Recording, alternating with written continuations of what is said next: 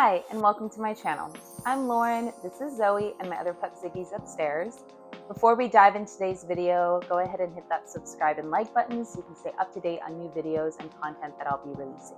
Today, I thought I would share a little bit about what somatic yoga is, since I've been getting a lot of comments and questions about that in my two most popular videos, my somatic morning routine and my somatic evening routine.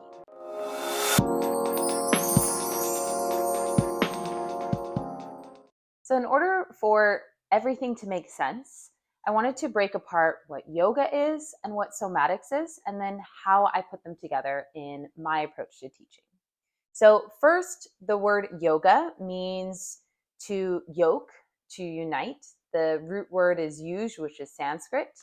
And per the yogic scriptures, the practice leads to union with the individual consciousness and with universal consciousness. You may have heard this in terms of oneness, enlightenment, evenness of mind, and connection to the self and everything else around you. Now, there are 4 branches of yoga, but the one I will be talking about today is karma yoga. You may have heard of karma, and now you know yoga. So karma yoga is a practice of selfless service or selfless action.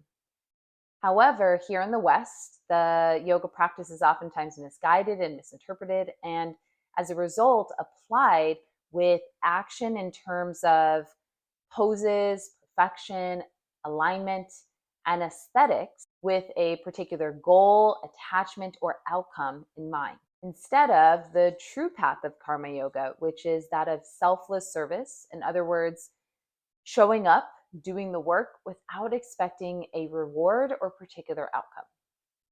So, setting aside yoga, karma yoga, and how yoga is oftentimes applied and practiced here in the West, to now what somatics is. So, there are 2 ways of looking at the human body. First, from the third person perspective, from the outside in, and then secondly, from the first person perspective, from the inside out.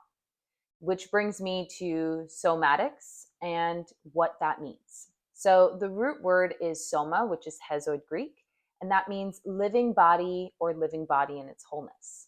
Therefore, somatic practices are practices that are focused on embodied movement, sensing, feeling, being aware of the body and feeling and connecting from the inside out.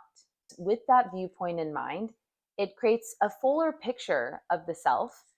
Of course, you get that third person perspective, looking at the self if you're doing a yoga asana practice in a group class setting and there's mirrors there, right?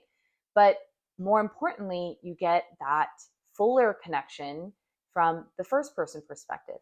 The way I like to teach is with a somatic viewpoint and perspective and application in mind. Somatics is really what yoga and the true intention of yoga is supposed to be all about.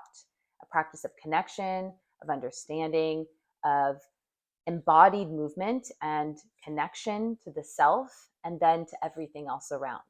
All of my classes, if you were to take all my classes on my channel, have that somatic approach. And I also like to apply specific somatic exercises that are derived from Thomas Hanna. They may be similar to some exercises that are taught by Moshe Feldenkrais. Moshe Feldenkrais was his mentor. So there's a lot of similarities. There's a term in somatics called sensory motor amnesia, or SMA for short. And essentially what we're doing with somatic exercises is building a neurological connection or rebuilding a neurological connection with the mind and the body, things that are forgotten through a habitual state of forgetfulness. Think of your habits and your patterns of daily living. The same goes for in the yoga practice.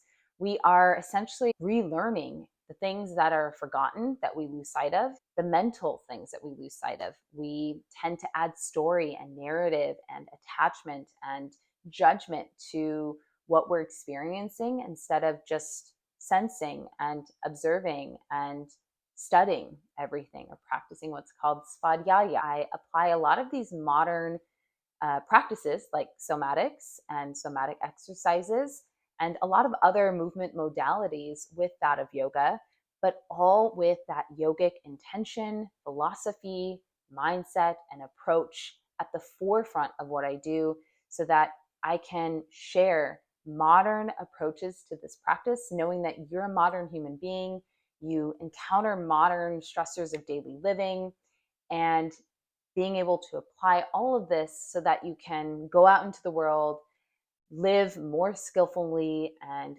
fully in your body, yourself, and with the world around you.